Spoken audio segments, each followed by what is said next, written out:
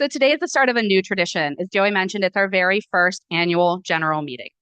We wanted to bring together our closest stakeholders, our builders, and our believers into this one room and on Zoom to look at the scorecard, to celebrate the wins, and to give you a look at the roadmap for what's next. I want to be clear, though, we are not just here to talk at you today. You've all played a role in our evolution, and we want to hear what strikes a chord. We've carved out specific moments throughout today's program for your questions, for you to give feedback, for you to give us some reflections on what's been going on. We want to know what resonates the most. And then for some of the deeper dives, we'll follow up after the meeting to capture your feedback as we build our next chapter.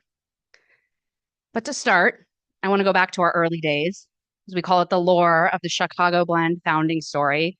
Some of you in this room were there, some of you were not. So we'll talk through kind of the precede the founding so you all have some context around how we got here, why we're here today. So the year is 2018. Many of you in this room probably remember the Me Too movement. This is the end of the year. Of course, this was starting in Hollywood and quickly permeated into business. So if you were in venture, if you were in startups during those days, you probably remember a lot of conversations around women, women, women. We need more women. What's going on? What's going on? We need more women at our companies. We need more women in our venture firms. It was a conversation everyone was having. Because of my role at Chicago Ventures, where I primarily work with the founders of our startups that we invest in, I found myself fielding a lot of calls from, frankly, some frantic founders saying, and these were male founders, Lindsay, I'm freaking out. I need to hire women. What do I do? My response is kind of just hire women. I don't know. I'm not an expert here. Like, just because I happen to be a woman means that I'm suddenly launched into this position of being an expert on building diverse teams. But, as VCs do, we are here to support our portfolio companies. So quickly set out to educate myself to try and learn more about what we now know as DEI. We didn't really, it wasn't this pervasive term back in 2018, at least from my perspective and where I sat. So learned a lot about building inclusive teams, best practices around hiring, kind of coaching companies on how to create more diverse pools. When you're building your companies, it's our fiduciary responsibility as VCs to steward our companies to successful outcome. And we all know now very clearly that diverse teams perform better, and we're starting to realize that at the time too. So started having conversations with a lot of friends around town, frankly, other venture firms who I knew shared kind of a similar perspective and viewpoint as me, and realized a lot of you all who are in this room still today were kind of having the same conversations with portfolio companies and said, this would be really cool if Chicago Ventures was like the best ones doing this, but it's probably not best for the broader community for us to be the only ones helping portfolio companies. Why don't we band together, bring a group of local VCs together and figure out ways that we can support the portfolio and the broader ecosystem on building better, more inclusive, diverse teams. So that was our first blend board. This is 2018, totally scrappy nights and weekends. We all still had our day jobs. And we sat down and said, okay, let's figure out what the heck we want to do with this thing. First of all, we think that the venture and startup ecosystem should match what the city of Chicago looks like. Pretty diverse city, right? But we don't know how to do that. Let's start with the data. So we set out on a pretty ambitious, massive data collection project where we collected demographic data from all the startups we backed, all the venture firms in town to understand where the massive gaps were, and then where we as VCs could uniquely plug those gaps. And I'm really proud that we still continue that work today. I think it's really important to have this data to inform our decisions. We realized, there's a lot of gaps pretty much at every level. Specifically at the board level, there is a gap of women board members at our startups. And again, remember this time, like a lot of the conversation was really around gender diversity. So we decided as our first kind of product after our data collection was that we would try and fill these board seats at our portfolio companies with women or folks who are underrepresented. So we set out on that journey and did the work for a couple of years. And I remember sitting at one of our board meetings when one of our board members, Gail Wilkinson, looked at me. And for those early board members in the room, maybe you remember this. She said, you know what, Lindsay, I think this thing has some legs. This is 2020 now. So there had been a lot of inequities laid bare. George Floyd had just been murdered. Everybody was talking about DEI more broadly. She said, I think we should kind of capitalize on this time, on this movement, and we should really incorporate this. It can't just be the Lindsay project. We should move beyond us as a board, as us as kind of the founders, and institutionalize. And we should raise some money and hire somebody. And I was a little taken aback. I'm like a very 0 to 1 person. I thought, okay, like let's just get this thing off the ground. I never really saw it being something bigger, frankly. And for those of you who know Gail, she's always right. So, I give her a lot of credit today for kind of pushing us on that. So we set out to raise our first capital. We were able to hire Joey. So we raised, yeah, our friends and family round.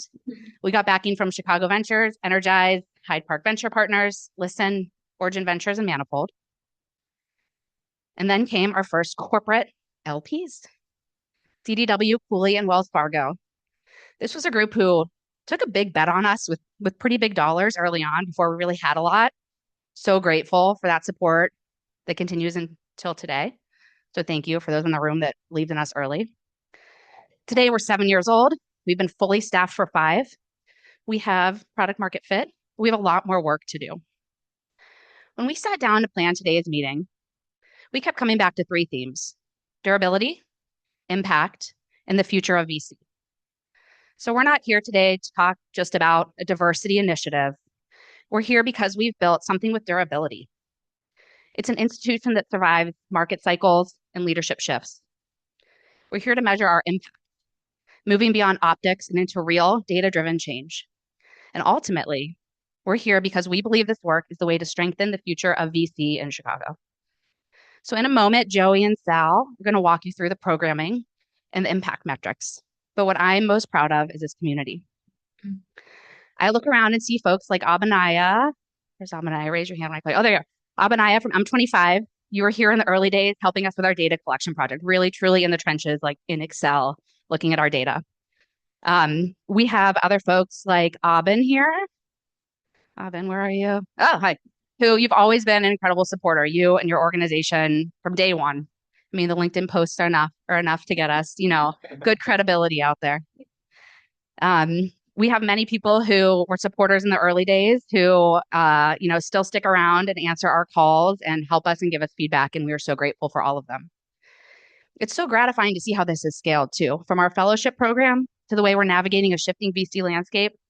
And of course, the recent noise around DEI, we have not flinched.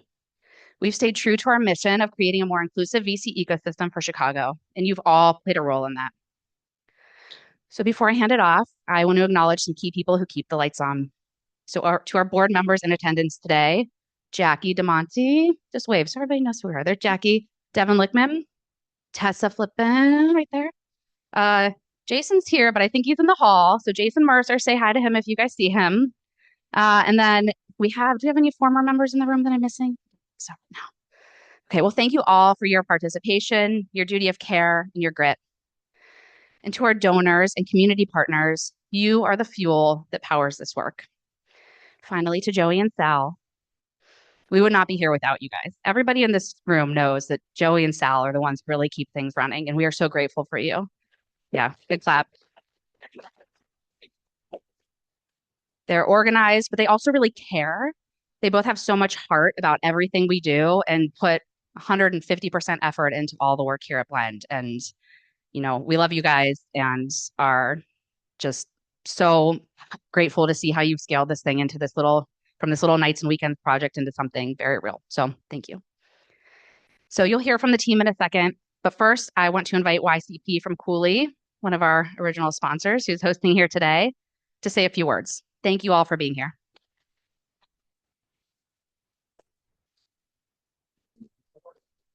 Good. Hi, everybody. I'd like to second a shout out to Joey and Seth. Tireless workers who really understand the objective of Chicago Blend. And so I appreciate you. Who am I? My name is Yvan-Claude Pierre. I'm the founder of Cooley's Chicago office. For those of you who don't know Cooley, we're sort of the leading firm for the VC community, both for funds and for companies that funds invest in. What I mean by that is we represent 65% of venture funds in doing their fund formation, and then we represent about 6,000 private companies that people are investing in, such as OpenAI, for instance. We were just mandated to do their IPO. So that gives you a little bit of a flavor of how we are in the ecosystem. Why Chicago Blend? Well, I remember when I first got here, it was around that time. I got here in 2020 and we opened in 2021. And I remember being approached by Joey and others about what was the mission of Chicago Blend. I mean, it was a mission that aligned with Cooley's mission of making sure that we have best outcomes in whatever we do in whatever industry we're in. We are strong believers that, diversity and inclusion was a very important part of the ethos of the culture of our firm. A good example of that is we represented Jenner Block, big law firm here, against the executive orders. So we're always with fundamentally this institution and this organization aligns with the core values of our law firm. We continue to champion the causes of everyone, not just individuals. I think one of the things Lindsay said that was really important is diverse team create the best outcomes. And what we're seeing today in the geopolitical landscape is that non-diverse teams create disastrous outcomes. And so what I think was going to happen, and the reason why we continue to believe in all the things, we have not backed out. We still have a chief diversity officer at our law firm. And we're still 100% believing that diverse teams are the way to go. We do believe that, after we get through these few years of whatever this is, that these initiatives will reemerge, probably look a little bit differently, but we believe they're going to reemerge, and we're going to continue to foster the emergence and belief that diverse teams create the best outcomes. And so I could not be more happy for us to host here. I could not be more happy for us to be one of the first backers of this initiative. And I think that as Chicago as an ecosystem, we still have a long way to go, but the future is bright. No city in America has sort of the backbones outside of obviously New York and San Francisco of what we believe can be an excellent VC community. And what I mean by that is we were always firm believers in the Midwest. A lot of the companies were PE backed, and that was hurting because what we've seen in representing, we're also the #1 IPO firm, representing companies both on the coast and internationally, is that when VC-backed companies go public, obviously the rank and file benefit from that too, right? Not only just everybody else, not just a bunch of big funds. We were strong believers that Chicago ecosystem was going to change. We still believe that. We see the pipeline of IPOs and other things that are happening here. And so we're very excited to be here. We're very excited to host you, and we appreciate the opportunity. Thank you.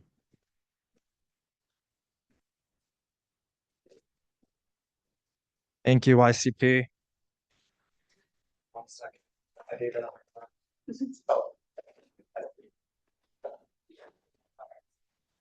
Good. Yeah.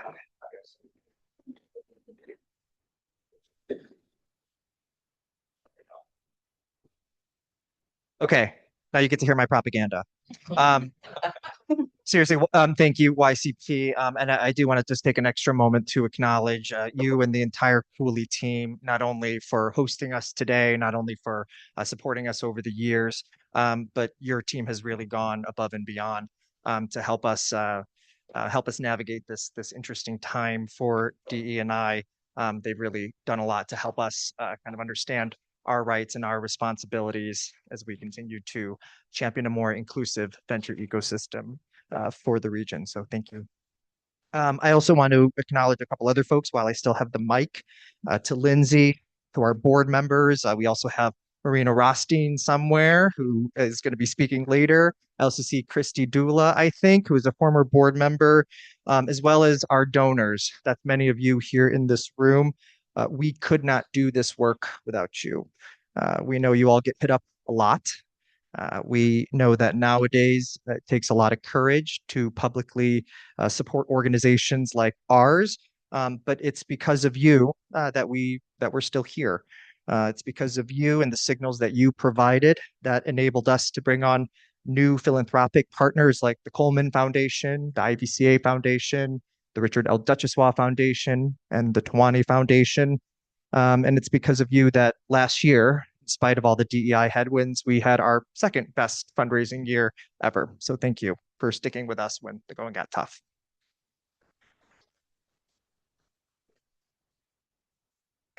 I want to also just acknowledge some of the people behind the scenes that made today happen. To the Cooley team, Alia Woods, Julie Kanata, Matt, Vanessa, to our incredible volunteers who you see running around, Arushi, Monika, and Sri, and of course to my partner in crime and my work husband, Salvador Dueñas.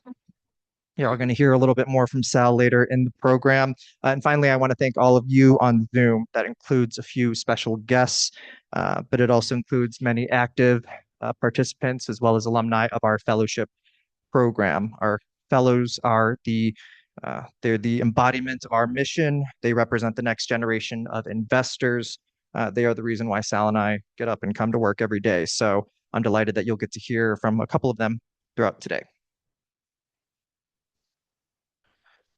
So today, I want to spend my time talking about three things. I want to talk about where we as Chicago Blend stand on diversity, equity, and inclusion. I want to share what we're seeing here in the market. And then I want to tell you a little bit about what we are excited about. So let's jump right in. First and foremost on DEI, I want to be clear to all of you in this room that we are not backing down and we're not pausing. We are hitting the fast forward button because we firmly believe that broadening our field of vision, that means finding talent, overlooked talent. We believe it's not just good for society, but it's good for business. And when it comes to things like recruiting participants for our VC fellowship program, we don't use race or gender quotas. We never have, but we do continue to ask our applicants thoughtful questions to understand how their lived experiences and unique backgrounds could strengthen our community. We remain proudly committed to our Heritage Month events, which we continue to host in collaboration with our community partners like Black VC, like La Familia Foundation, and others. And we continue to host DEI learning sessions for our community too. Tactically, we've spent a considerable amount of time during our board meetings, as well as with our legal counsel here at Cooley, to audit our business practices. And we remain confident that our work and our mission remains both impactful and lawful.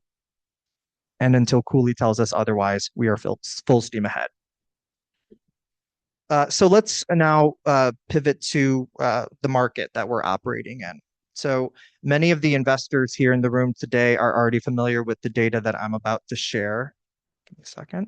But for everyone else, if we were to summarize last year's funding environment in a single word, that word would be concentration. Nationally, VC investment reached a near record high of $340 billion in 2025. That's a lot. This is the second highest funding year in a decade. But that total is rather misleading because nearly 65% of that capital, roughly $222 billion of that, went into AI and machine learning. But the concentration of capital wasn't just by sector. Most of it was fueled through a small handful of high-profile mega deals. Think OpenAI, think Anthropic, NVIDIA. And just to put this into perspective, more than half of every dollar invested last year went to just 0.05% of all the deals that were on the table. And adding to the theme of concentration, most of those companies were on the coast. So a lot of money deployed, most of it going into AI, most of it going into a relatively small number of companies, most of those companies on the coast. So let's talk about Chicago. In 2025, total VC investment hit $2.6 billion. That was actually a 7-year low. And on paper, that looks like we're falling behind. But comparing Chicago to what's happening nationally isn't really a fair yardstick right now, because as I just explained, it's really a small number of massive coastal deals that are skewing the data for the entire country. If we dig a little bit deeper, we see that Chicago is actually in sync with the national trend in one key area, which is sector concentration. Locally, AI swallowed up exactly 65% of the total deal value. That's also what we saw nationally to the number. And if you look at the Great Lakes region, which includes Illinois, we saw that in 2025, deal count was the lowest it's been in 8 years. Deal value was the lowest it's been in 6 years. I think the main data point here is that we're not necessarily losing ground as a city. We just aren't getting that artificial boost from those giant coastal deals. So I want to talk a little bit about first-time funds as well. That's something that we pay attention to. 2025 year was a tough year to be an emerging fund manager. Even tougher if you were a first-time fund manager. That number of first-time funds and the amount that they raised in 2025 was the lowest we've seen in a decade. And the median time to close a fund for emerging managers was about 15 months, which is a record high. These national numbers highlight a major concern for gender diversity in our industry because from our own data, we know that in Chicago, emerging funds tend to employ a higher proportion of women than established funds. So they're a critical engine for gender diversity, and they're having the hardest time raising capital right now.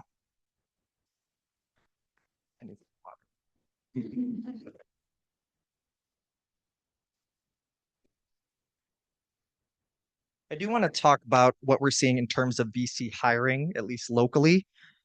We don't have complete real-time data on which Chicago VC firms are hiring. Sometimes they don't even post that, but we do get wind of job openings regularly. So here are some anecdotal signals that we're seeing. Number one, when analyst or associate level roles open, competition is quite fierce. It's always been that way. VC jobs are incredibly coveted positions, but the volume of applications is notably high. At least that's what hiring managers have been telling us. Number two, VC firms, especially emerging funds, seem to be much more open to bringing on part-time, fractional, or contract work for specific functions like deal sourcing or general back office operations. We've actually had some success getting our fellows placed in those types of part-time gigs as well, which has been good for them to get more experience. And then number three, at smaller firms, we're seeing that junior investors are feeling more pressure to become AI experts within their firms, which is why we've been advising our fellows, especially those that are still seeking VC jobs, to develop a perspective on AI, and not just from an investment standpoint either.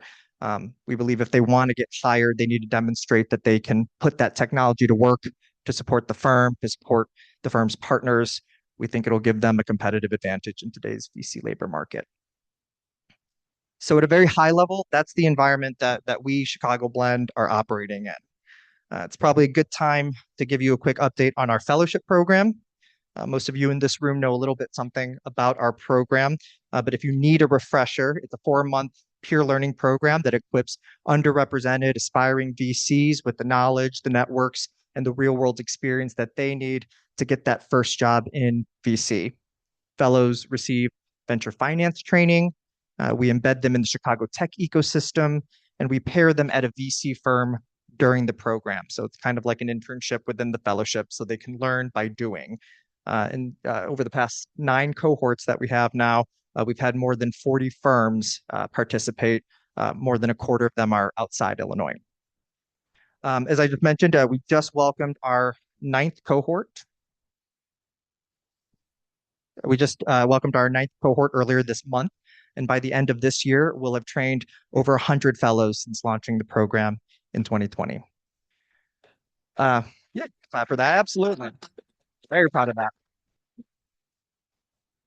that. Sal from our team has really been the architect behind these numbers. And because of his efforts, as well as the grit and the tenacity of our alumni community, 91% of our fellows who apply for a VC job get one.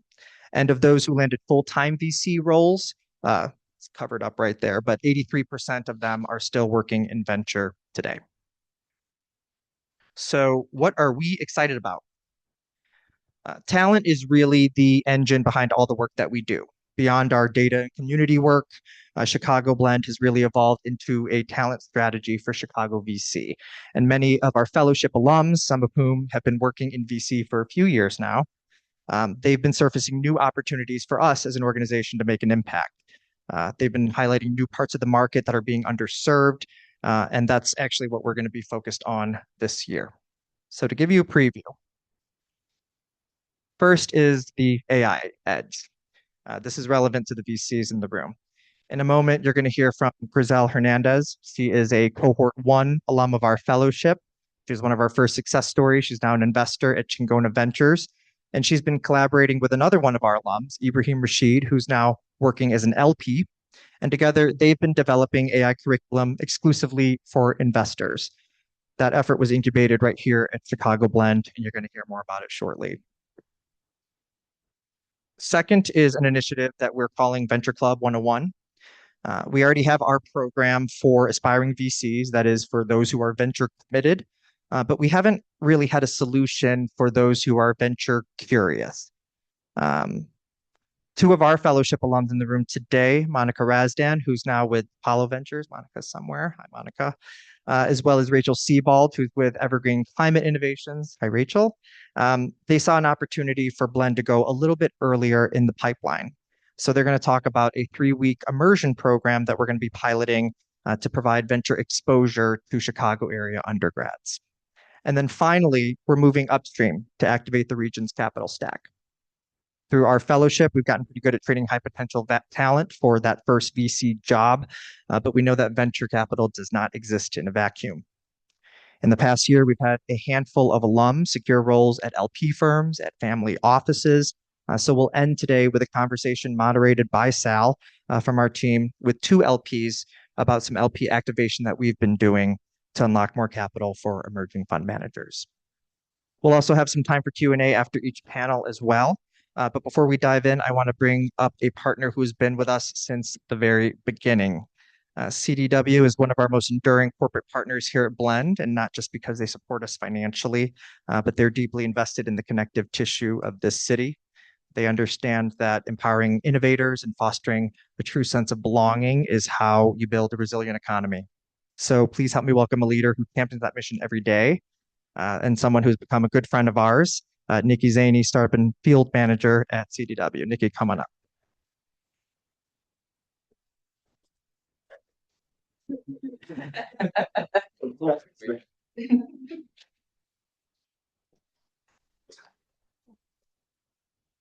Thank you, Joey. Really happy to be here today with this community. If you don't know, CDW is an end-to-end technology solutions and services provider. And like Joey mentioned, I have the great opportunity to work with a lot of startups across the nation, but specifically within Chicago world. And that community is absolutely incredible. From an outsider who's not from Chicago, very jealous of all of you.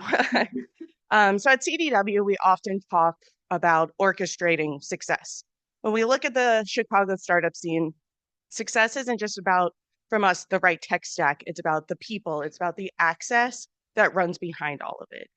Our commitment to supporting small businesses here in Chicago, but also across the country, is really rooted in the belief that that thriving entrepreneurial ecosystem requires a foundation of innovation, but also really of collaboration, right? It's the people.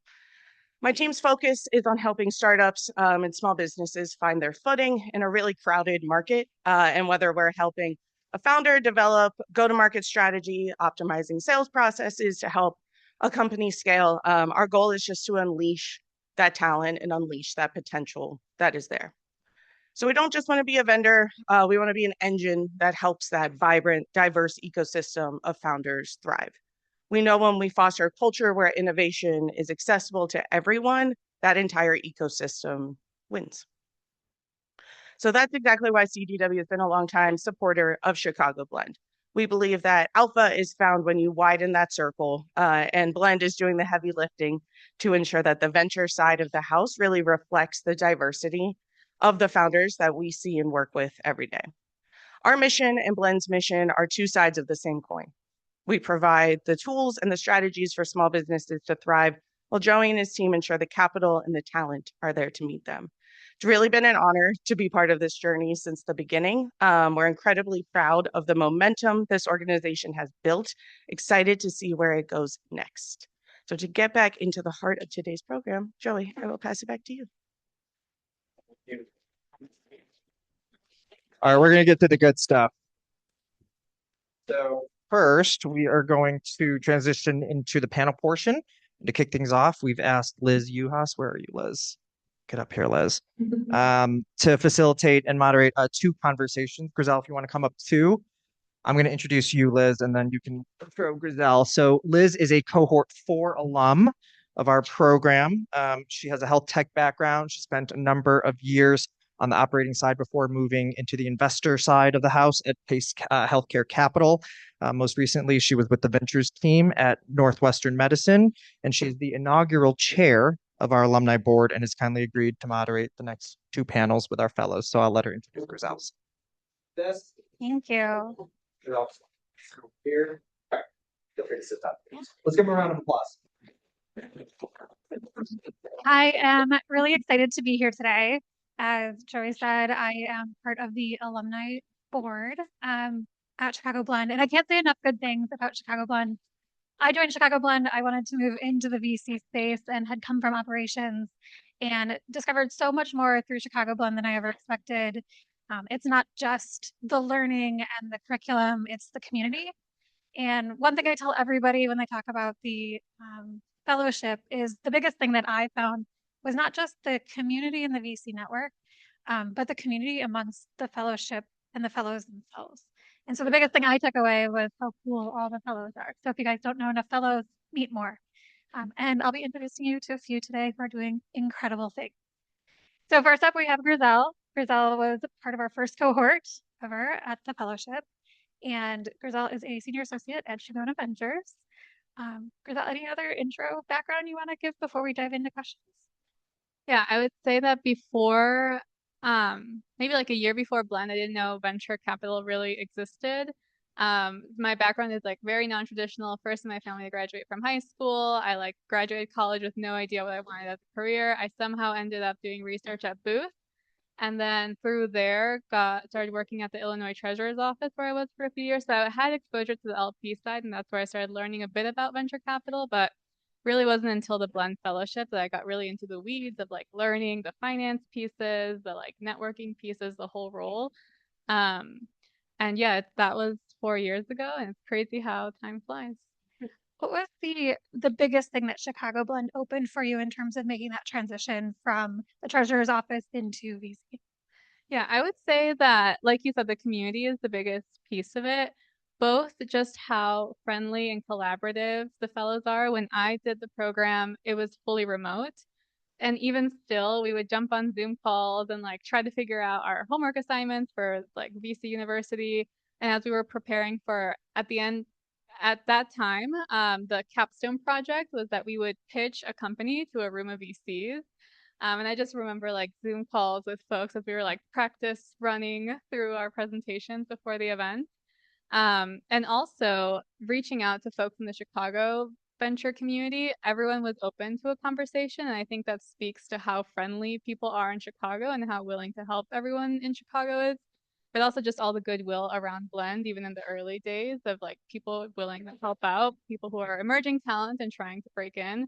And those early conversations really like set me on the path of, yes, this is like a community that I want to work with. This is a role I really want to have. And the whole fellowship really helped for that like validation as I was making a pivot from more of like the government, public policy, LP side, which was a very interesting space, and more now like a level deeper into the VC space. And Joey mentioned that you have dove into AI generally. So tell me a little bit about the background and what you're doing with AI, where it came from, because we know AI is changing the labor market, but you guys identified this pretty early in terms of VC. So tell us a little bit about the story of how you ended up founding AI for investors. Yeah, so one of the sectors that is super interesting to me is the future of work. Particularly how technology is going to change knowledge work today. I think, as we all know, there's a lot of things we do at work that are kind of painful to do. And like, we always wish that there was a technology, or maybe like we had a secret chief of staff or a digital twin to like take off some of the things that are not fun for us. And so that's always been my favorite sector of venture investing. Last year, Joey and Sal asked me to do a blend talk for Chicago Tech Week, which really like forced me to focus and like create like synthesize all these ideas I had been seeing in my head about what I was seeing on the application side, both in terms of the deals I was seeing in like the pre-seed stage, but also what I was doing on like the venture operations side. For people who are not in VC, it can be pretty surprising how low tech a lot of like the back offices can be. And like one of my like what keeps me up at night is like, how can I streamline this? How can I implement technology? So both as a user and like a potential investor, super interesting.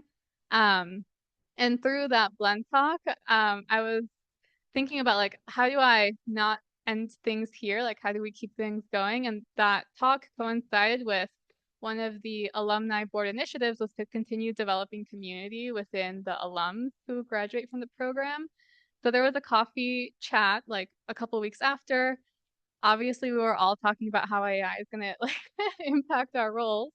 And through there, we just started a Zoom call. First, it was just Blend alums and friends of Blend, and now we're at like close to or like we're about to cross the 500 member mark, and we have monthly sessions, which we're going to be going into our 10th monthly session next week, where I have used this to like force myself to learn something new about AI every month that like I can apply immediately into my work. And we like just crowdsource and open share. So it's been one like incredible networking, really supported by Blend in the early days. And I think looking back, it has also been incredible to learn that as I've been in VC, my like the Blend fellows are people I look to as like thought partners and like people I work with as I try to navigate like one, okay, you're in VC, how do you be a good VC and how do you like continue to like develop yourself professionally within the role? Talk a little bit about the audience that has grown from this initiative. So who's attending these sessions? What's the reach and what's the impact? It's a lot of different types of roles. So at first, my co-host and Ibrahim thought that it would be a lot of junior people who are trying to like manage all the things that a junior role in VC has to do. We thought it's a pretty like even split. There's several like partner level people who have signed up. There's emerging managers. There's a lot of like family office and LPs who have signed up. Aspiring VCs, of course, who are trying to figure out like what do these people do? How can I again like show that I understand AI and how to apply it to venture workflows? So it's a really surprising mix of people. We have several like countries represented. So there was one session where it was like 2 a.m. in France, and there was someone online, and he was like the last one standing, trying like very excited to talk about AI. But yeah, it's been interesting to see like at every vantage point of like career stage that you can be, you have different challenges and opportunities of how you apply AI to your role. And I have come to think that like again, like maybe this is like bias of being like mid-level with a lot of context, but you're still really in the weeds is like a really interesting vantage point to think about how you incorporate technology. As AI is fundamentally shifting the labor market, what in VC specifically has changed? How are folks leveraging AI in VC, both operationally as well as investment wise? How are we thinking about it? And yeah, how do you see that changing? Yeah, I think behind the scenes, it's probably similar with a lot of non-venture roles. People are still trying to figure out how to implement it. And, you know, the kind of like what I come back to is the phrase like the devil's in the details with AI. It's like the devil's in the implementation. There's like all these shiny tools out there, but it can be hard to implement things in a way that like really compounds over time and is more than just like, oh, here's like a cool tool. So I think a lot of people are there. Of course, there are people who are like using OpenClaw on all their internal data. There's like security conversations and compliance things that have also been a learning piece for me as well. But I think a lot of people are trying to figure it out. And part of the reason that I think the group that we host resonates so much is that people really want someone to like share screens and share like how much time has this saved me? Like, was it a needle mover? Is it a nice to have? Like, was it hard to set up? Like, what exactly are you doing? Because I've had a lot of conversations just one-on-one off like on my own about how people are incorporating AI in VC. It's hard to kind of get lessons when things are so high level. People can say like, oh, I like totally automated this, but if you don't see exactly how, it's hard to bring it back. So I think it's a super interesting time to be in VC, and for people trying to break in, I think having the context of what the role actually does, which Blend gives through the program, plus just like curiosity around tools and how you can rethink how venture is done, is like a strength. And even as someone in a venture firm, I'm trying to think about like, okay, how can I continue to add value as I like want to progress in my career? And I think this is like a fun space. One, like it's like actually fun for me beyond the career growth. And two, I think ventures a bunch of very curious people, this is like one of the hot areas to be very curious right now. I've attended a couple sessions. I wish I have attended more. But it's one of the really one of the coolest Zoom meetings you'll log into on an afternoon. I remember somebody sharing at one of the sessions that the things they've learned and the confidence they've gained from playing with AI actually helped them get a promotion in their roles. So this is somebody that's not necessarily Chicago Blend affiliated outside of this program, but it's really helping folks who Chicago Blend is, mission-wise aligned with to advance in their careers, which is amazing. How do folks join? Yeah, so we have a website that I built with Claude called learnaiforinvestors.com.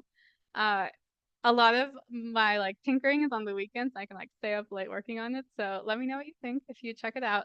There's a link to sign up there. We just do open Zoom session. Everyone's welcome to join. And yeah, actually the story you're alluding to, she was the first, like in her first month that she attended, she showed up and she was like, I see this big opportunity for me to implement AI. She was the only junior role in her firm. And so this was for us at I think like around the 6-month mark, we shared lessons of like, here's how we've approached it. You like find the sandbox of what is safe and comfortable for your firm, and that will depend on your firm. Get some early wins and like show buy-in, and like it was more so of like systems and like kind of just managing system change within the organization, which goes beyond the technical skills. But she later let us know that she implemented that, and like that was cited in her promotion as like her starting to become a thought partner at her firm. Which is amazing. I want to open up to the audience if there's any questions either on Zoom or in the room for Grisel and what her and Ibrahim are working on with AI for investors. You touched on it just a little bit about how you're using it for firm. I think probably all of us are using it to better emails, stuff like that. But what is one like very specific way you're doing it, whether it's like tracking pipeline or investors, there some way that is very tactical, and I get super deep into the code that you're using it. Chingona. Yeah, so the simple thing that really saves me hours every week is I have like a portfolio company information extractor, which as we get information from portfolio companies, it reads and understands the email and pulls out and understands like, is this a revenue number? Is this a burn number? Is this something else? And even before AI, one of the things that I built was this like very complicated Airtable base that like tracks everything about the firm. It's like all interconnected tables. Happy to nerd out about Airtable at a different time. But instead of me manually spending hours a week updating it, now like AI pulls the information, saves the email and all attachments to Dropbox so we can see like the original document, adds all the qualitative or quantitative information to a table, and then writes like a qualitative summary. So now, like as Airtable's been implementing these AI features, you can query it or you can connect it to Claude and be like, how did this company perform over the past quarter? And it pulls like all this context to answer it quickly. This is something, again, I used to do manually. This platform can be kind of confusing for people who aren't very technical or like who work in large databases. So I think a lot of it is like just simple data extraction is where I've gotten the most leverage.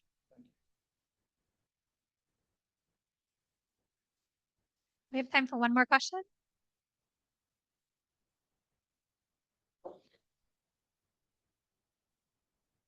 All right. What are you working on next? So this is like why I love having this monthly session is that like I have to figure out something to work on between every month.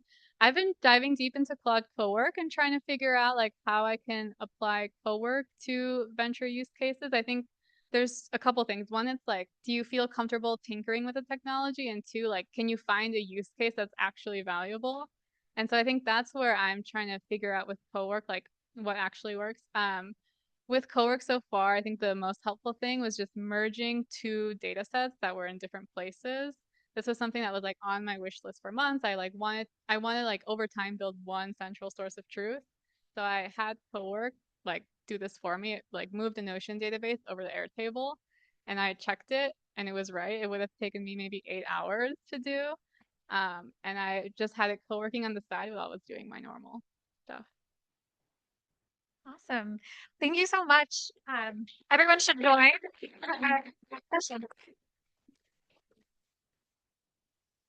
All right. And I am lucky enough to be hosting the next panel as well.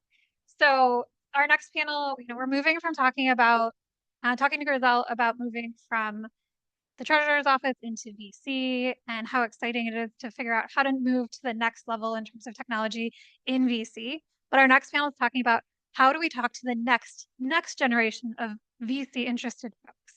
So I would like to invite Rachel and Monika up to talk to us about what they're doing with Venture Club 101.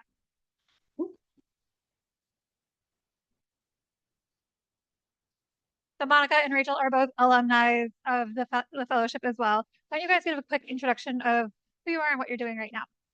Great, I can start. My name's Rachel, and I work for Evergreen Climate Innovations, currently on the platform side. I've been there for a little over 2.5 years. Can confirm that I met them through Chicago Blend. I went through the cohort 3 years ago and did my thesis around the built environment and sustainability, and discovered Evergreen through that. And sent them my resume because I thought that what they were doing was cool, and said, if you ever are hiring, like, let me know. And a few months later they were, and so very excited to be leading brand and communications for them right now. Hello. Oh, I am Monika. I work with Dipalo Ventures. I started, oh wow, this week it's gonna be 5 years, can't believe. But I started Dipalo out of nowhere. I say I'm very lucky to be here, just because I had no idea about venture at all. So it was all thanks to my mentor who believed in me, Nick Rockup. He just randomly sent my resume. And I was talking to Rafiq, and I was like, wait, what are you doing? What is this? But I was very curious. I joined as an intern, and all these 5 years, now I'm on platform and investor side. So it's been an incredible journey. And I remember I was talking Joey for 3 months before finally being a part of Chicago Blend. So it's been an great, again, lucky to be in a room, lucky to know them and be here now. So Awesome. So you are building Venture Club 101. So there are many high impact programs here in Chicago. We have Chicago Blend, IVCA Scholars, which helps place diverse undergrads into summer internships. But you guys were really looking to offer something else for the venture curious. So why don't you tell me a little bit about where you got the idea and what exactly you're building? I think for me, it was very personal. I come from a non-traditional financial background.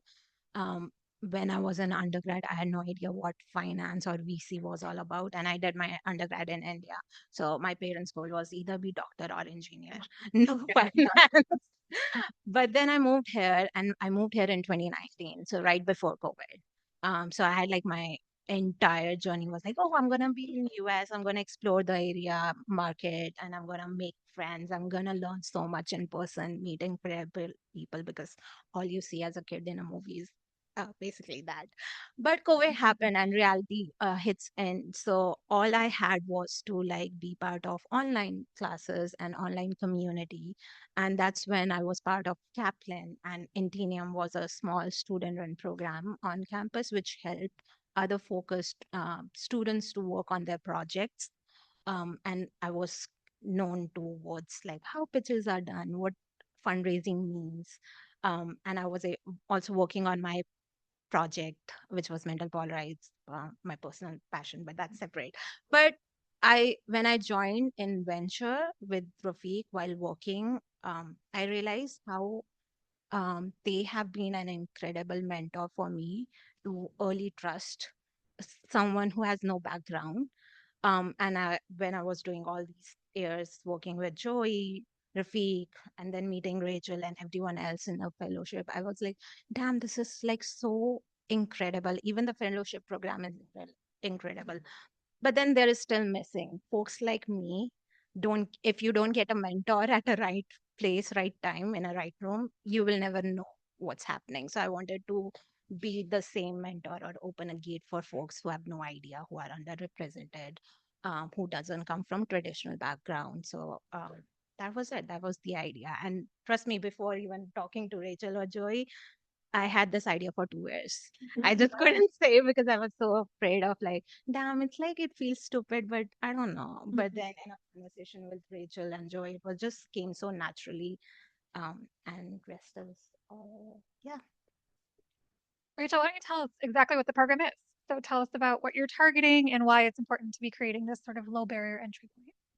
Yeah, definitely. So we, like I said, Monica sort of brought this idea to me, and I totally related to, um, the opportunity that Chicago Blend brings to us as people who are already in our professional careers, that didn't have exposure to VC. It was so awesome to be able to um, get that exposure when we didn't have an MBA background or finance background. And this program is really exposing VC and the startup culture to undergrads really at that, sophomore, junior level where they might, junior year level, where they don't like maybe have a major yet or they have never even heard of VC. Um, and even, and I think we're going to talk about this in a little bit, but like we were able to present at 1871, and I just had a conversation, Campus 1871, and I was just able to have a conversation with someone yesterday, and she was saying like, I didn't even know like VC existed, and like how do I get involved? And so this program really is a succinct way to teach people about like what is VC? How can I like create a career around it? And how do I get started even before I get an MBA? Because you shouldn't have to wait until you're, 28 to be an associate at like a really entry level place. Um, and the setup is also, purposefully a 3-week program in July so that it's a little, less commitment than a full internship, so that they can get that exposure. And also, it culminates at Tech Chicago Week. We have great partnerships with this program with P33, with WBC. They're really allowing our cohort of students to culminate their program at Tech Chicago Week so that all of the skills that they're building, they can bring that to a networking, real live place. And I think that is huge too. So that's a little snippet. Well, I want to say congrats for first building all of these relationships and kind of building the curriculum and getting this together, but second on the soft launch. So tell us a little bit about the soft launch you did at 1871 and what was the energy like around it? How much interest are you getting? Yeah, well, like I said, we got a lot of interest. I was Joey warned us like, hey, like you might need to build in some time for people to like wait, like talk to you after. And I was like, okay, I'm not sure if like, they'll be that interested. But yeah, we had people wanting to ask us questions. And like I said, I've had a few people reach out on LinkedIn and asking to meet with me. And trying to take all those calls as much as I can just to tell them more about the program. But it was a really great opportunity for 1871 to bring us in to like have this sort of soft launch and introduce and just like kind of get a feel for if there is like interest in it. And so my experience in like, trying to launch it was great. And I'll let you tell a little bit more about it too. No, I will plus Rachel, whatever she said. It's incredible to see how I mean, when we were doing this, I thought like, okay, maybe there will be like 20 people, but it was so great to see the room was full and people were standing, people were going out, coming back and bringing some other friends. And then we were talking for like, I think we spent like an hour extra there just to talk to, I think, everyone. So it's incredible that how they followed up with us. I have been meeting with so many different students, and they are like, the fact I'm an international student and I'm in VC is also like, I met so many folks like me, and they were like, wow, how did you get in? And I'm like, trust me, I ask this question every day, and I'm so thankful to be here. But saying that, I will also say it's very hard for international students to be in VC, given any industry for now. But if you go and see if VCs actually sponsor visa, I will bet it would be not more than 5%. And even if you want to be, they are like those top layers. I'm very grateful to Rafiq. He sponsored me because I don't know where else I would be. And I don't see myself working like 9 to 5 jobs because it feels low. And this job feels like so incredible, meeting so many different people, learning from them, and always growing. So I want to just be that door and like, yes, guys, you need to come in, feel the energy because you want to meet these kind of people. So Yeah. Tell us a little bit more about what the cohort's going to be doing this summer. like Rachel said, it's a 3 weeks cohort. We are focusing here just to introduce students to just know what venture is, what money means as a founder, as an investor, where they can see themselves going up in future, and if this is a right place for them or not. I think why we chose undergrad was also because they are the generation, because it's not just them who are learning, it's also the entire family that learns with them. So that was another personal win for me, because when like we just want to make sure like they understand and how important everyone wants to be an entrepreneur, I would say that, but nobody knows how to play with money or what actually it means, and they end up giving so much to these CFOs or uh, doing like going for a bigger firms. So we just wanted to make sure like they understand those core ideas. And also this won't be a like a traditional lectures we get in schools. So it's gonna be, we will have our ecosystem partners coming in and explaining what these, each week there would be a different mentor. We will have our fellows coming in and helping in all the ways. We would love for you guys to come in and help and interact with them. If possible, give them an internship, even if it's like a month, because I really believe that changed the perspective of how they see the world, how they see the market, and just interact with people. So kind of. Yeah, and I'll just add, like, more specifically, we're it's 3 Fridays in July, and so it's a hybrid in person 3 Fridays, and then we're, hopefully doing some virtual opportunities too. And like the goal is really to create this pipeline that, Chicago Blend has even a bigger funnel of people to join their cohort, and things like IBCA has like more people joining their internship and like placements, and having more diverse people going through their like program. And I think that having that exposure, we talking about 1871 before, in that program we put up a sort of interest form at the end, and like we've already gotten dozens of people interested and like wanting to apply. We haven't even put out the application form yet.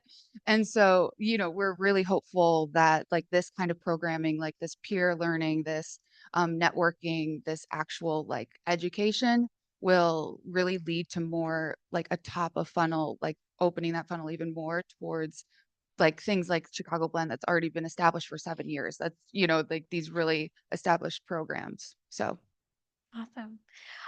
I want to open it up to questions, either in the room or even on Zoom, for folks that want to hear more about this.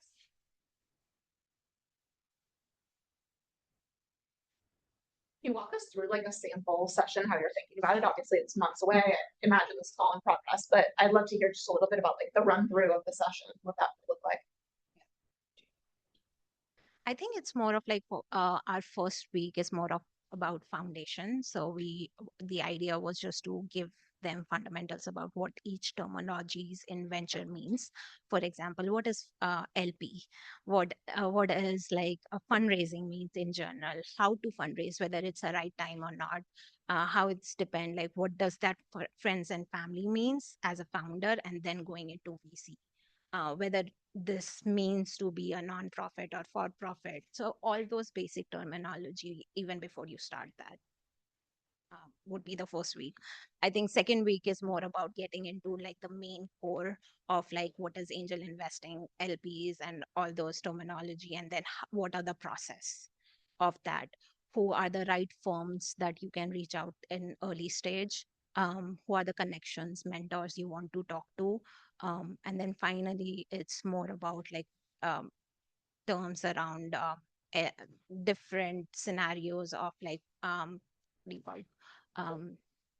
V funders or all these co-working spaces, and who are the right talks. So it's a very basic, nothing very, because we know with Blend, we have the VC University that talks about the entire GBLP and how the entire fundraising works and fund management works. But this is more of like very basic of like each terminologies. If folks want to get involved, how can they reach out to you?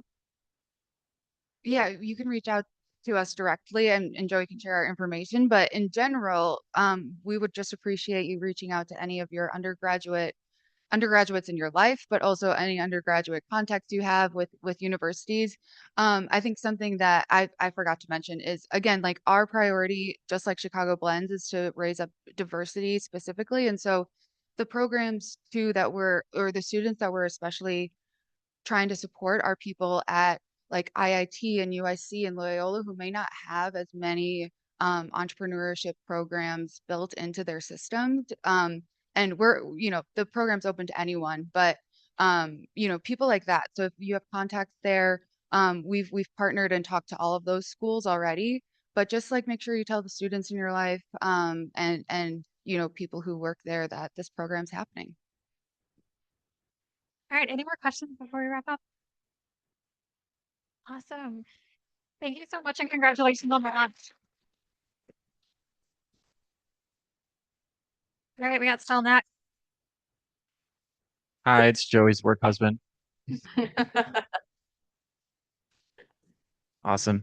All right. So really excited to introduce this next body of work that Chicago Blend has started and is excited to continue to grow. About a year ago, we got asked by World Business Chicago to help activate the LP community here in Chicago with the eventual goal of showcasing emerging managers. Me personally, didn't have a lot of exposure or experience working with LPs directly. So what did I do? I asked for help. And Chicago is amazing, and our Chicago Blend community is amazing. People responded. And so one of those people I asked for help was Jackie Kerns from the Illinois State Treasurer. Jackie, if you want to join us up here. She helped kind of co-design a lot of this work that we're about to talk about. And then the other person that I asked for help was our alumni community. Our Chicago Blend alumni get roles in venture, but most recently have also been getting roles in LP positions as well.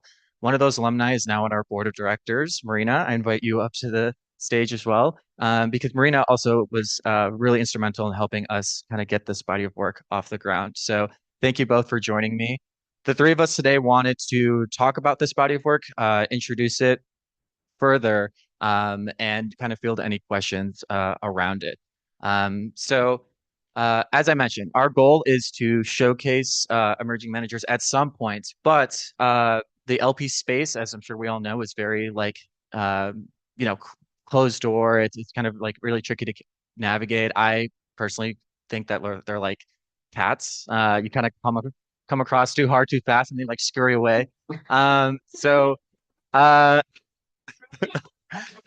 we kind of design this like LP breakfast series. It's for LPs, it's by LPs, and to kind of create some value. So to kick things off, I guess, Marina, I'd love for you to introduce yourself first, as a Blend alumni. You were our first alumni to land a position in an LP firm, a fund of funds, NVNG. Do you want to just like kind of share a little bit more about your story within the fellowship, NVNG, what you guys do?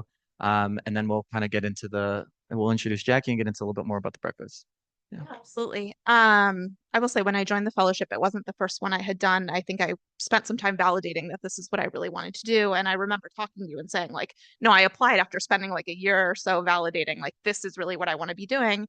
I also really remember at that point, I wasn't very networked in Chicago. I didn't have those relationships quite yet. And that's a lot of what I was seeking to get out of Chicago Blend. What I didn't realize is just how much I'd be able to give to the community as well. And similar to the comments that Liz made, it's the most incredible community. I think a lot about loneliness and belonging, and the idea of being able to make friends as an adult is not minor. And the ability that what Chicago Blend has created by allowing people to be sort of vulnerable in that room and learn together and sort of build these shared experiences is absolutely extraordinary. So thank you to you guys at the organization. So that is a little bit about the experience. We've heard about it from all these different angles, but I will say I took some time to sort of sit with this. So when NVNG was recruiting, they initially started looking actually at an analyst role. So they were looking, I should say this is very unique. They came directly to the fellowship. So the team is up in Wisconsin. They were initially recruiting in Wisconsin. They then decided they pivoted from this analyst role more on the investment team. We're a fund of funds focused on venture capital. They were focused on the Wisconsin ecosystem on this analyst role, and actually they ended up pivoting. They weren't finding quite the talent they wanted, and they actually realized as a firm that they wanted something a little bit different. And they kept networking through the Chicago Blend community, but eventually landed on a different role, sort of this head of platform role. I think what was interesting to them about my background was the fact that I had become, in just months, extremely well networked in Chicago. I had the skill set that they were looking for, having been on the deal side in the past. But at that point, actually, I wasn't, I was like, I could do the investment side, and actually really like historically, my background would have lent itself more towards a platform role. So I wasn't super shocked. It became a really good fit. I was here, I was able to be in all of these rooms. I was able to sort of speak the language. I think half the hurdle when you talk about ventures just is that database of terms we just talked about, right? LP, GP, like a lot of it's not that hard. And so it was some of that as well. And it was just sort of like the confidence and rapport that I had developed in those rooms. Were there other parts of your question? No, I think you nailed it. We'll get into a little more fun questions in there. But Jackie, you've been a friend of the org for a while. I want to give you a chance to introduce yourself. Jackie's been a really big part in this series as well. So do you want to talk a little bit about how you found us in this work? Is this okay? Great, it's on. Yeah, so I'm Jackie Kerns. I'm the Director of Alternative Investments at the Illinois State Treasurer's Office. I started there about 4.5 years ago, and I came from an emerging firm before then that had struggled to raise, even though they had really good investment talent. And before that, I was doing something completely different, had a different idea of what capital allocation meant. And working with these emerging fund managers who had a differentiated perspective really opened up my eyes to how important it is to have diversity of thought across all levels of capital allocation within our financial system. I really learned so much in just a short amount of time working with them. And I became so passionate about the space that I really saw that I felt I would have a greater impact at the LP level, working with an organization that was willing to take big bets on emerging funds, fund ones, fund twos. And that's really what I found in the Illinois State Treasurer's Office. And then through my work at ISTO, they were already partners with Blend, knew Joey and Sal really well. So I was able to attend some of the earlier events 4 years ago, and I just really got excited about everything that y'all were doing here and the fact that this organization even existed. So huge props to everyone who founded it. Lindsay, super proud of that work, super proud of the work that Joey and Sal have done, and really excited to just see where you guys have taken it so far, and also very honored to be able to work with you both and Marina on our current initiative. Awesome. Jackie, before I want to stay on you for a bit, can you talk a little bit about like what we've designed here from like a programming standpoint? Because I think the roundtable format's really interesting. We have a lot of unique perspectives. Do you want to just talk about, what happens in these rooms? Yeah, I'm going to try to do this as succinct and clearly as possible, which is difficult for me. We've essentially designed a breakfast series for LPs. I don't know if closed door is not necessarily the right way to talk about it, but it's Chatham House rules, very, very non-solicitation, roundtable type venue for Chicago LPs to come in and discuss investment themes. Each breakfast is themed around a specific area in the market. We had a climate investment theme recently that we partnered with Intentional Endowment Network over. Before that, we had a place-based theme for the prior discussion. And we're continuing to think about what the next topics are going to be. But when we started, we kind of were like, we saw that there was not really a great convening place for LPs in Chicago. And we also saw that obviously one of the biggest hurdles for emerging managers is the fundraising. And ideally, what we thought would be amazing is if we could get more of these untapped, like family office, foundations, high net worth individuals in Chicago that are excited to invest locally, but just might not either have the network or know really how to invest in VC. And so we kind of settled on this breakfast series where we would invite the folks that we knew that were either venture curious or actively investing. And it's really turned into this kind of fascinating little thought group where we start with a couple of different questions. We say, what do you think is more important, social capital or financial capital, in trying to address climate change? And then we end with more soft questions around like, how can we continue to collaborate? And so now that we've developed this pretty interesting community, we're trying to figure out how we can better leverage it in ways that will help the local ecosystem, but also make sure that it's always with a soft touch, because we don't want anyone to feel like we're soliciting from them. We don't want it to feel like the regular LP conferences where the LPs feel like they are on sale. And so herding cats is a really, as someone who has been described as a cat before, that's pretty accurate. We got to do it the right way. And so far it's been really interesting to see that community grow. Can you both speak to maybe like the value you two have both maybe personally gotten, like for your roles in these breakfast series? Like, you know, where's the conversation gone? Who have you been able to talk to? Who have you been able to network with or get their perspective from? That's been really like applicable to both of your roles as LPs. Yeah, I think I've been really impressed by just the quality and sort of titles in the room. If I were to like really boil it down, I think in a really short time, less than a year, senior professionals are coming out, having really open, candid conversations because they know it's sort of a safe room. They already have this understanding that they're not going to be pitched. And that's why we've been so careful with sort of like how we build these rooms and pull people together. I think in general, just making connections and learning who is investing in each of these different spaces. Every time we focus on a certain topic area, it draws out new people who sort of may or may not want to be found, actually, in a lot of cases, right? There's websites that don't exist. There's organizations that aren't being named in normal rooms, things like that are being sort of pulled out here, which I think has been really helpful. Yeah, I echo all of that. I think also just the opportunity to talk with other LPs in a structured format that's still pretty like, it still feels casual at the same time. Like,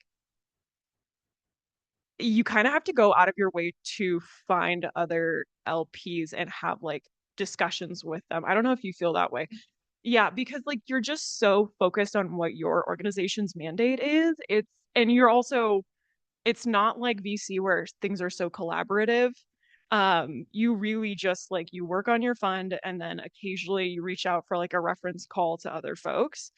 We're not like socializing as much as we necessarily could be. And when we do, it's like, it's at conferences where you feel like you're on sale. And so literally just having a space to talk to other LPs about what they think of the market, what they think of what's going on, like genuinely how they're navigating certain like concerns in the market as well. I don't know. I mean, like we were talking about like opportunities for investing in like renewables and stuff and why now. Yeah, I think that it's really valuable as just a place to share opinions and hear genuine feedback from other folks in the same like in the same vantage point. Plus, you also get to meet so many cool people. I mean, I'm following up with a couple of folks. So, yeah. Good to hear. Last question for me, and then I do want to open it up to the audience here. But how has this been valuable for Chicago? You know, bringing all these LPs together. Have you seen the needle move anywhere? Like, what have you kind of observed so far? What would you like to see if there's any gaps so far? I think I'm always wanting to bring it back to how can we support sort of the emerging manager. One thing I didn't add about the role is sort of this empathy for emerging managers that oftentimes doesn't exist or may not necessarily be natural. And so I think being able to socialize that in these rooms and sort of speak more around these topics of like, this is a really challenging environment. There are a lot of people really struggling right now. And sort of how can we support people who are doing really interesting things, investing in really interesting themes, people who look different from sort of who is usually in the room.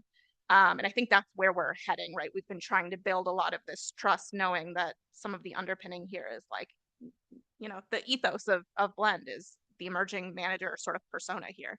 I don't know. That's where I would start. Yeah, agreed there. And then I also think that there's a big value in the way that I hope this group ends up being sort of like an educational group for LPs. You end up getting a more informed LP network, whether it's about just simply what's going on in the ecosystem, or it's people that are managing a bunch of different high net worth folks that don't know that they can invest in VC in their backyard.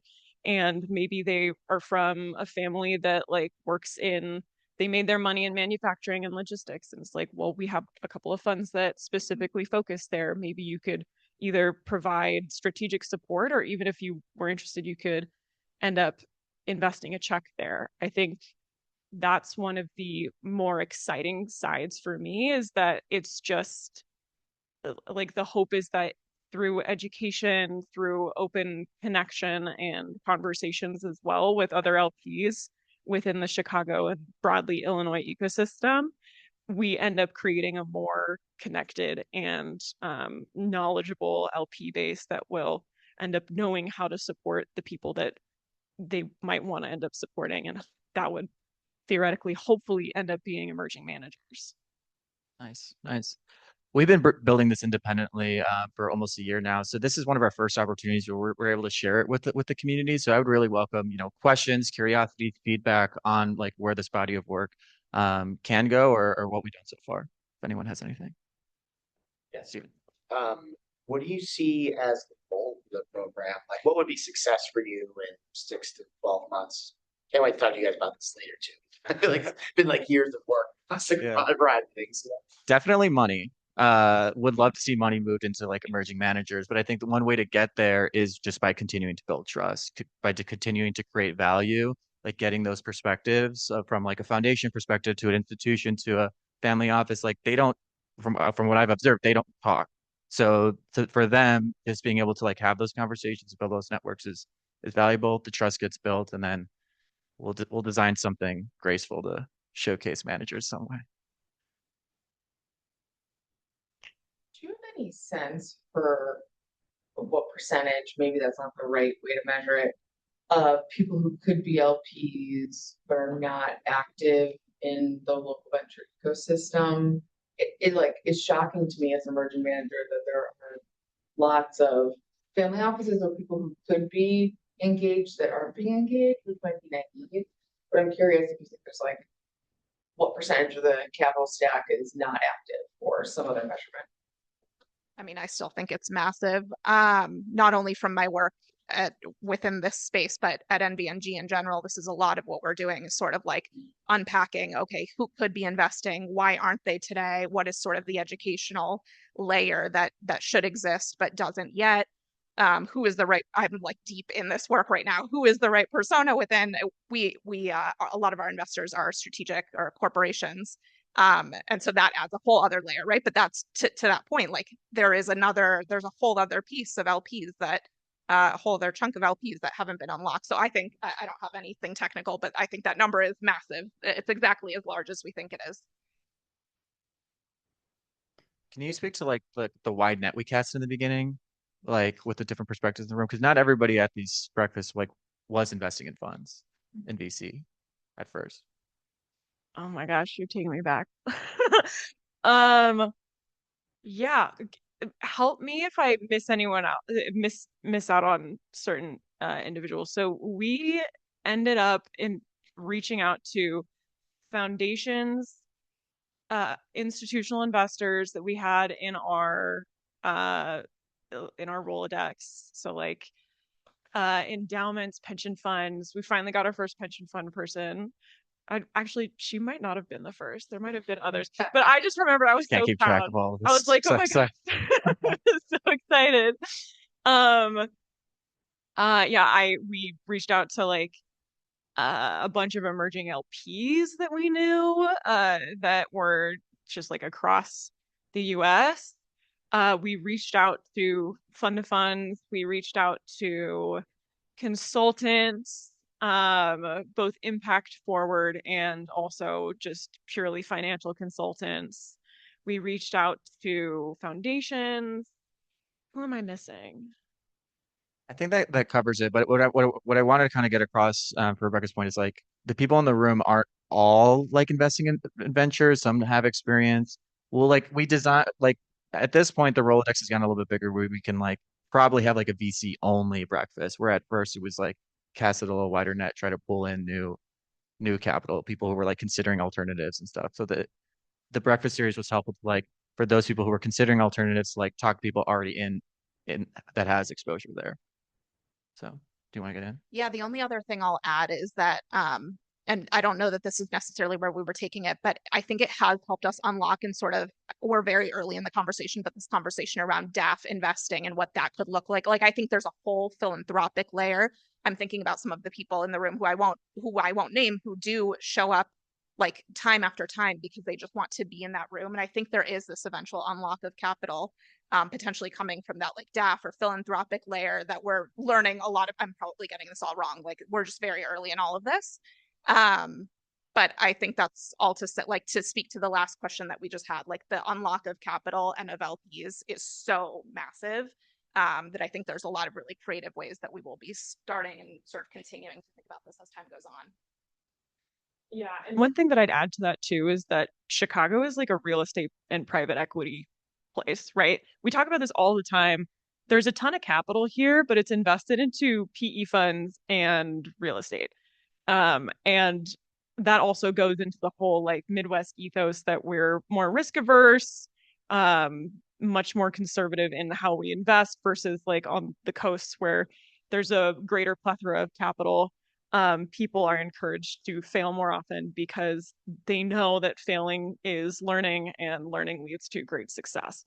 And so I think there is, I don't know if we can really change that, but I think that could be a big dream of this group too, is trying to be like, you can make money in venture capital in your backyard. And part of doing that is being willing to take big risks and also being willing to get your hands dirty. And it's really fun. So I don't know why you wouldn't want to get involved. So I think that's the other part of it too, is that there's quite a bit of capital that is sleepy capital in Illinois, in the Midwest more broadly. There's a lot of wealth here. It's just not deployed into venture capital specifically. Awesome. Well, if you guys want to keep chatting about this, we'll be hanging around after. But thank all of you for the questions. Thank you guys for listening. And thank you both for helping Chicago Blend get this body of work off the ground.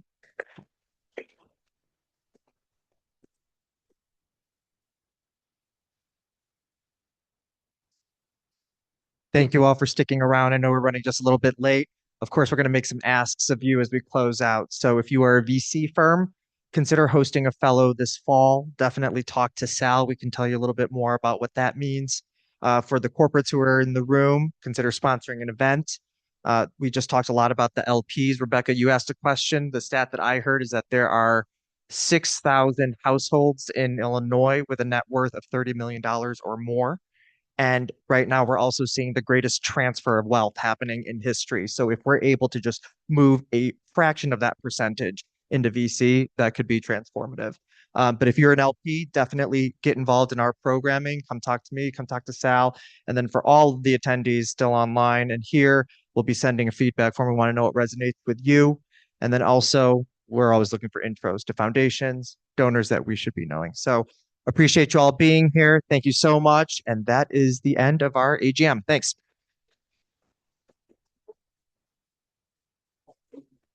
Have you been great to see you?